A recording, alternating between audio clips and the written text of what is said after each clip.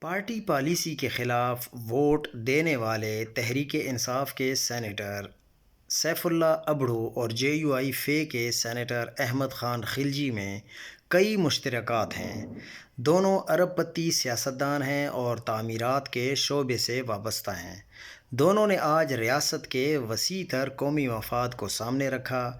دونوں نے جیسے ہی اپنی اپنی پارٹی میں شمولیت اختیار کی تو فوراً سینیٹ جا پہنچے۔ دونوں کی کمپنیاں ان کے والد کے نام پر ہیں۔ قلندر بخش ابڑو کمپنی اور ظاہر خان اینڈ برادرز سندھ اور بلوچستان سے تعلق رکھنے والے دونوں سینیٹرز پنجاب کے کئی شہروں میں بننے والے میٹرو بس پروجیکٹس کے کنٹریکٹرز بھی رہ چکے ہیں۔